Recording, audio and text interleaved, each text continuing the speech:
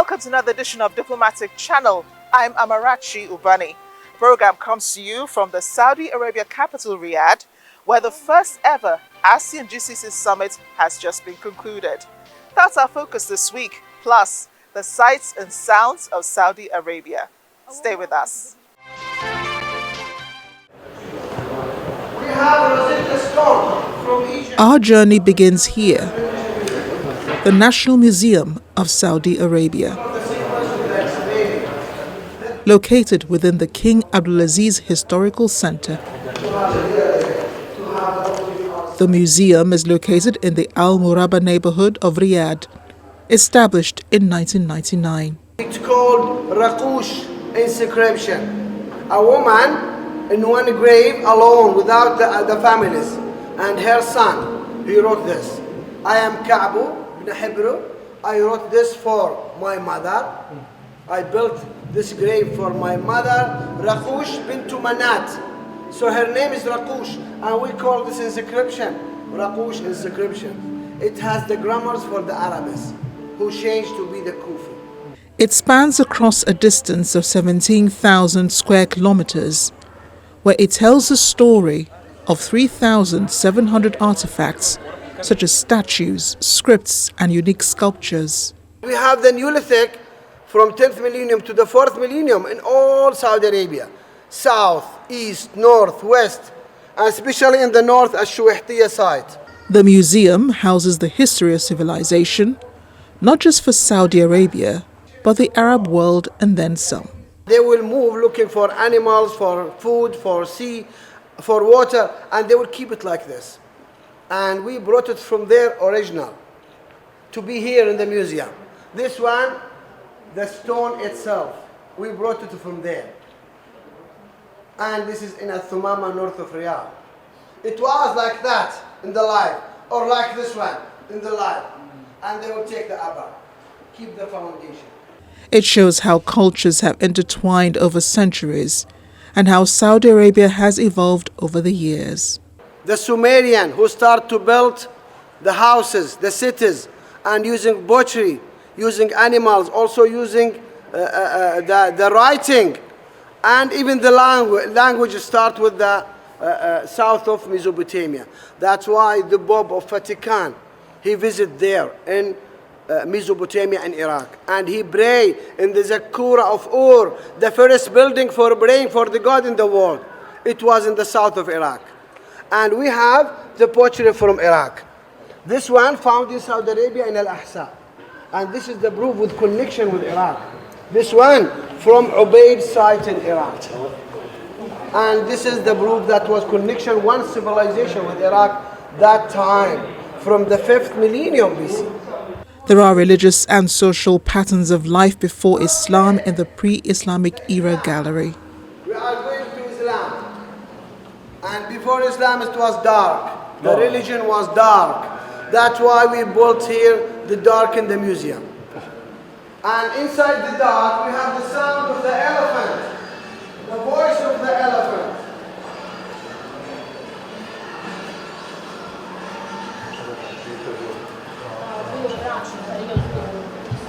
We put the sound of the elephant and the swords, the war, for this story.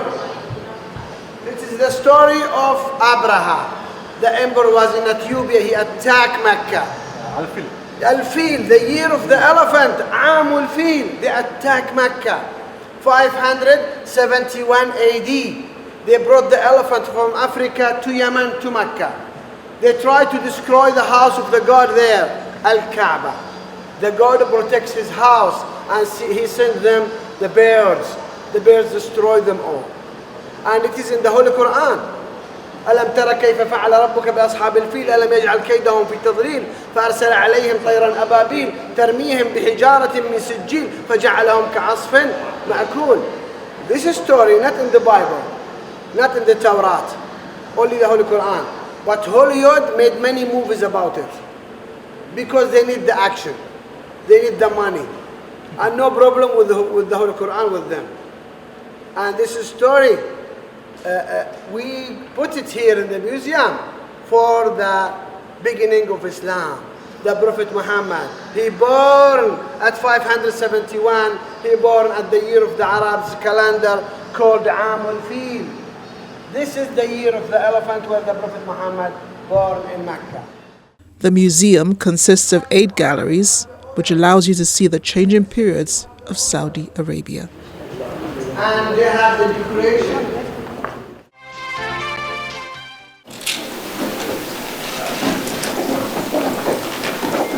Riyadh was the venue for the first ever meeting between the Association of Southeast Asian Nations, ASEAN, and the Gulf Cooperation Council, the GCC. Also looking forward for further cooperation. The summit focused on improving economic cooperation between the two blocs and in restoring diplomatic ties established since 1986. ASEAN and GCC are two economic powerhouses with promising future. Combined, our GDP last year exceeded $5 trillion and our population exceeds 700 million people, mostly young and productive. Our economic growth last year stood far above global average, 7.5% for GCC and 5.3% for ASEAN. This is a good modality for ASEAN and GCC to further strengthen cooperation in promoting peace, stability, and prosperity as reflected in the joint statement of ASEAN GCC Riyadh Summit and the ASEAN GCC Framework for Cooperation 2024-2028. This framework will guide our cooperation ahead, including in the areas of counterterrorism, trade and investment, including MSMEs, agriculture and food security, energy, tourism, connectivity, culture, information, and education.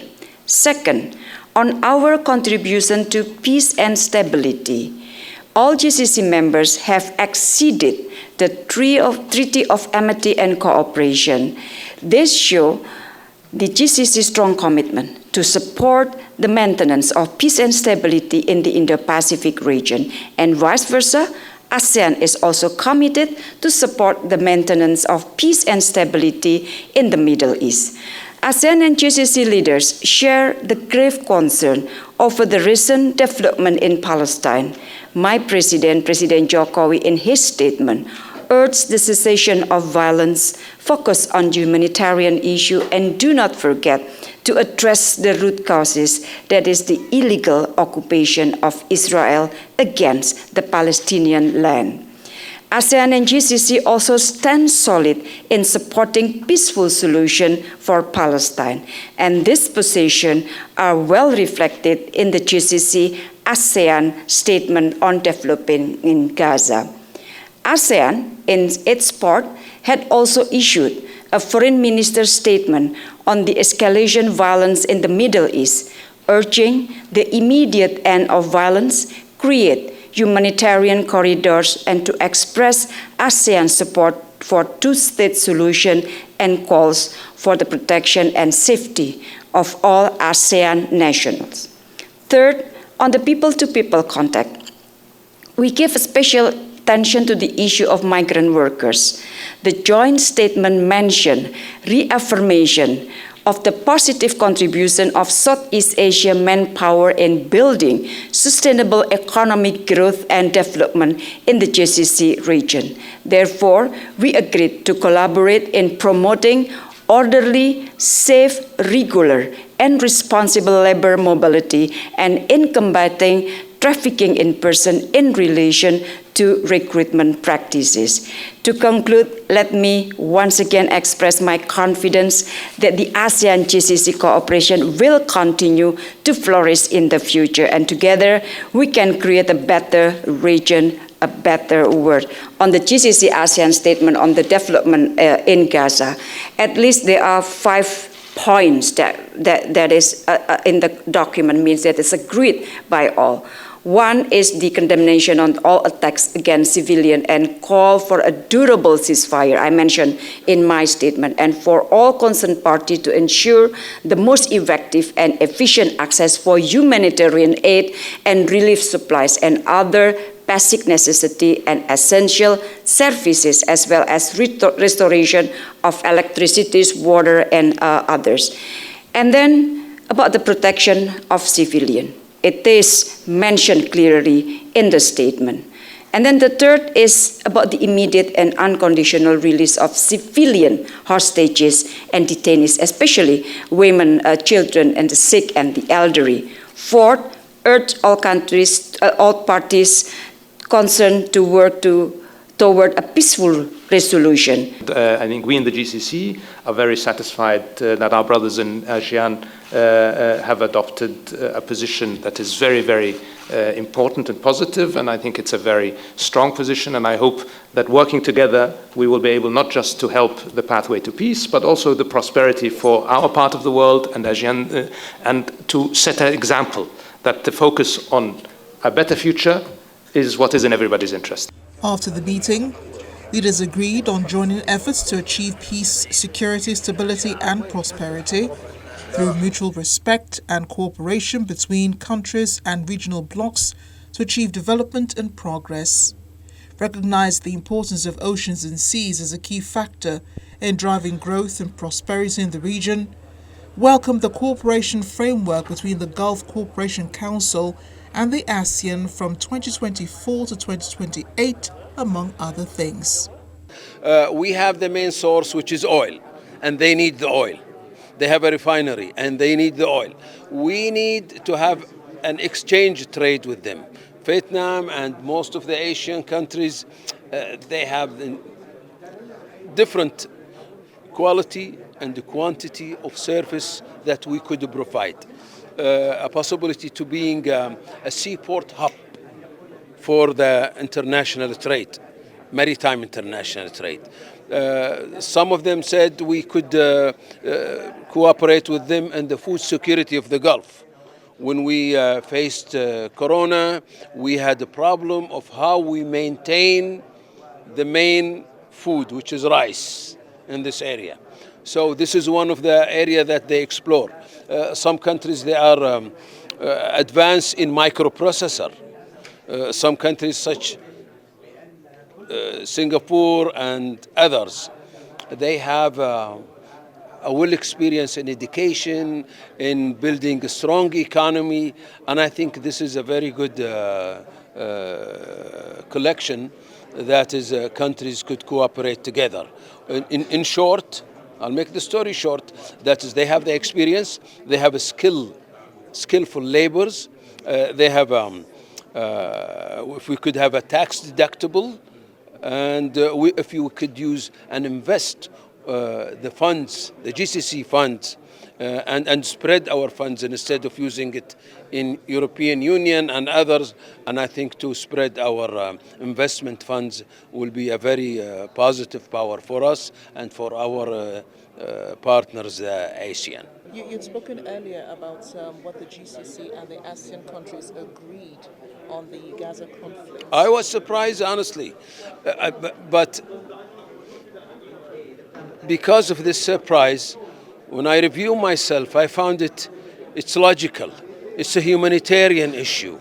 I think ASEAN and the GCC were agreeing on the issue where everybody, every person, it's not a political person only, every human being agree that we should stop the violence, we should protect civilians, we should bring the hostages and prisoner home, especially elderly and children. That's a normal humanitarian request. And I think it was good to hear the news that is beside the economical and multilateral agreements, I think it was good to have it in a political way. Also, we have agreement. They also discuss Israel, Israel's position, because Israel is the one, bombing Gaza right now.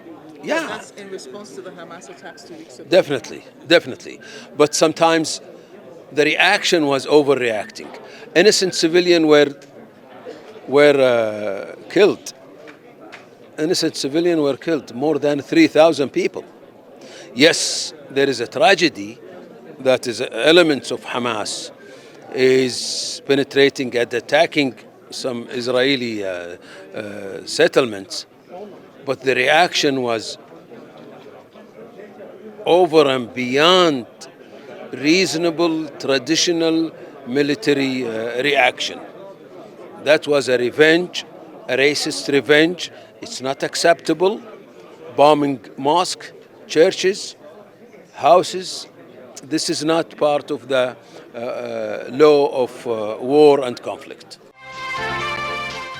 Our journey ends here, at the King Abdullah Financial District, CAFD for short, an iconic destination known for its world-class commercial offices and retail spaces with contemporary residences.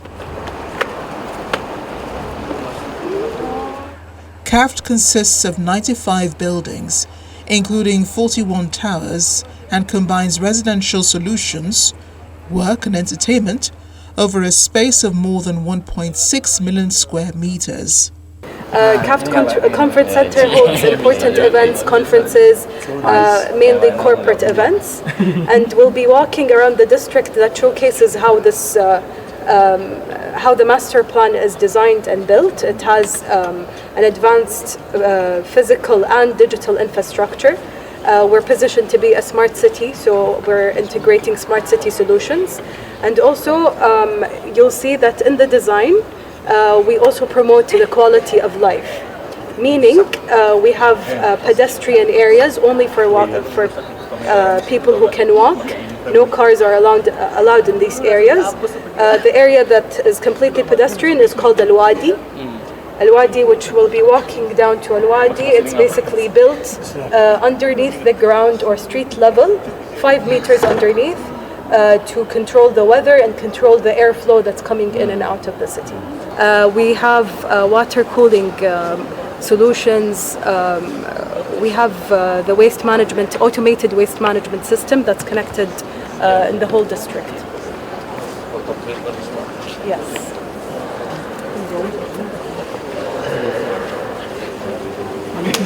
The financial district is 90% complete. It is built in such a way that movement is on foot to promote clean energy. It hosts some of the tallest buildings in Riyadh, such as the Public Investment Fund Tower, the CAFD Conference Center, the World Trade Center, the Stock Exchange, and the country's National Bank. There is SMB, the bank, and Riyadh Bank, and Tadawul, which is the stock exchange entity. And of course, it's also built with advanced technology, but mobility solutions. So you see there is the CAFD metro station. This is connected with the overall city of Riyadh. It's designed by Zaha Hadid. If you heard of Zaha Hadid, she's a very important architect in this age. May she rest in peace. And also, we will be building something that's called monorail, which if you see the line that goes around the city, this line, and you'll see it outside, the monorail will take people from different buildings within the city and really enhances navigation and how fast people can navigate around the city. Of course, we don't only have the monorail, we have something that's called the skywalks. Skywalks are the tubes that connect buildings together. You might have seen it outside. It's basically also, it was built to keep in consideration the heat and the weather and of course navigation around the city. And the CAFD Grand Mosque is a sight to behold.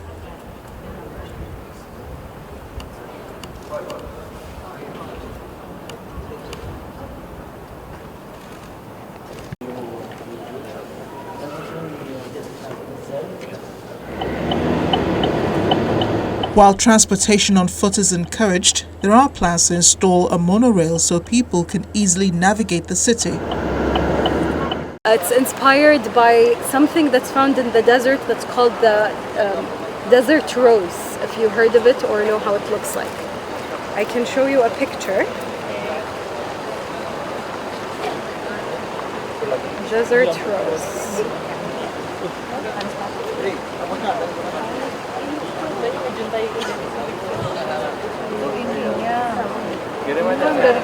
It's a crystal that formulates from. Yes.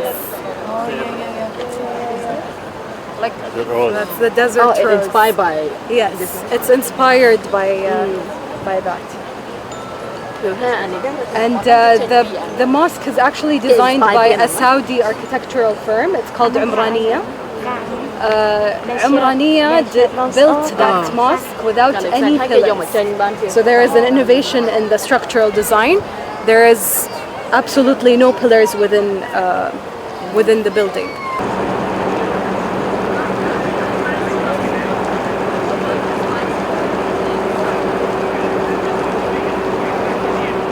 CAFT is a sustainable city, and a city within a city. The residences already have a waiting list, but it's not exclusive to just those who work in the business district. Some of the buildings in CAFT have won awards for international architectural excellence, such as the Grand Mosque. Connected by 3 major roads, the King Fahad Road, Northern Ring Road, and Takasusi Atumama, the buildings in the CAFT have water cooling solutions, waste management solutions, and the promise of a truly sustainable city in Riyadh.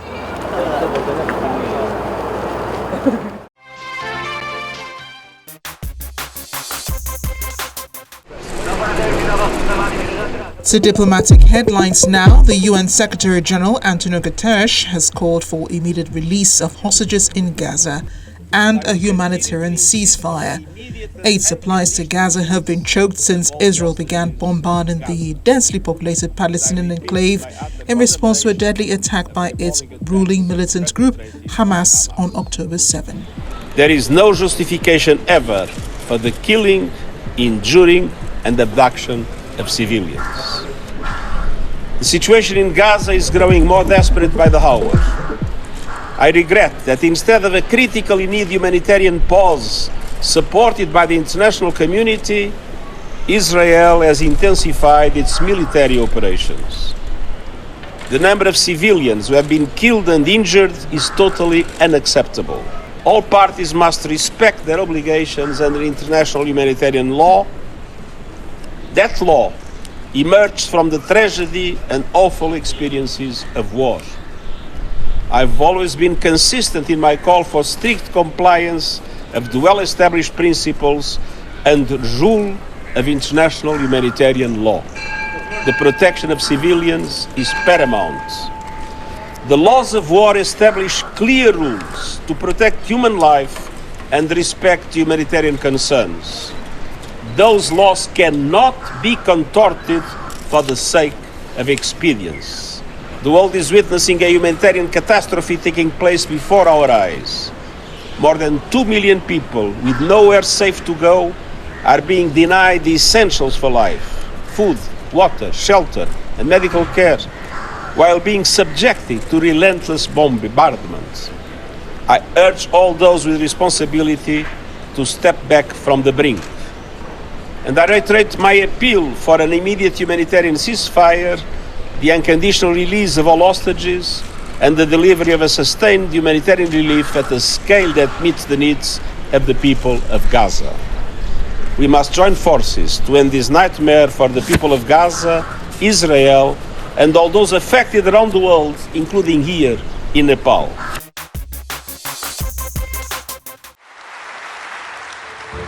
امبارح كان في طيارات مسيرة. Meanwhile, Egypt's President Abdel Fattah al-Sisi has urged all to respect Egypt's sovereignty and position in the region, following incidents on Friday where drones fell on 2 Egyptian Red Sea towns. والمنطقة كده هتبقى عبارة عن. He says Egyptians should feel safe and the army is able to protect the country. He also emphasized that Egypt would continue to play a positive role in resolving the Israel-Hamas conflict and that Egypt did not want to expand it regionally. وهنا الكلمة اللي هقولها دي ملهاش معنى يعني تباهي أو تماهي. Обстановка патовая.